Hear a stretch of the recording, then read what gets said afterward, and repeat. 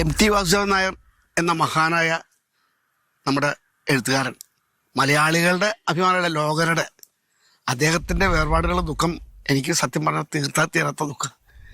ചെറുപ്പകാലം മുതൽ വളരെ കാലം മുമ്പ് തന്നെ എനിക്ക് അദ്ദേഹമായിട്ട് നല്ല ബന്ധമുണ്ടായിരുന്നു.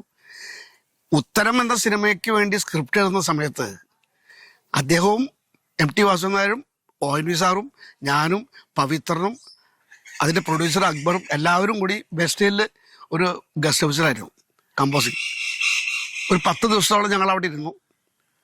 പവിത്രൻ്റെ സിനിമ ഈ സമയത്ത് ഉണ്ടാകുന്ന ചില ഈ ഇടപെടലുകൾ എന്ന് പറഞ്ഞാൽ അദ്ദേഹത്തിൻ്റെതായിട്ടുള്ള സമ്പ്രദായം മനസ്സിലാക്കാൻ കഴിയുകയും അദ്ദേഹം ഒത്ത് വർക്ക് ചെയ്യാൻ കഴിയുകയും ചെയ്തു എന്നുള്ളത് ജീവിതത്തിൽ മറക്കാൻ പറ്റാത്ത കാര്യമാണ്.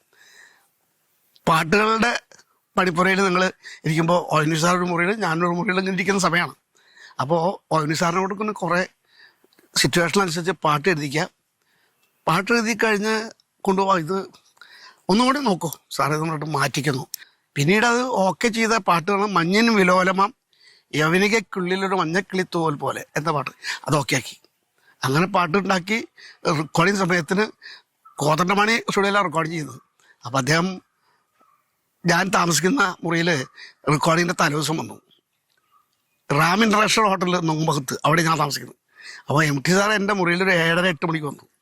നാളെ പൂജ നടക്കുമ്പോഴേ 9:30 മണിക്ക് പൂജ നടത്തിക്കോളൂ, ഞാൻ ഒരു വൈശാലിയുടെ റൈറ്റ്സ് തെലുങ്കന്മാർക്ക് കൊടുക്കുക. അപ്പോൾ അവിടെ ഒരു ചോള ഹോട്ടലിൽ ഞാൻ പോയി അവരായിട്ട് എനിക്കാണ് അതിൻ്റെ അവകാശം. അപ്പോൾ അതിനുവേണ്ടി ഞാൻ പോവുകയാണ്.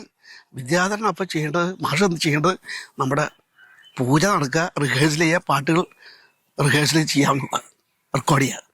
ഒരു 11-12 മുമ്പ് ഞാൻ എത്താം, അത് അവരോട് പറയണ്ട കേട്ടോ എന്ന് പറഞ്ഞ് എന്നെ ഏൽപ്പിച്ച് എൻ്റെ മുറിയിൽ വന്ന് ഞങ്ങളൊന്നിച്ച് ചപ്പാത്തി കഴിച്ച് 11 മണിയോടെ ഇങ്ങനെ ഓരോ കാര്യങ്ങളൊക്കെ പറഞ്ഞിട്ട് പോയി.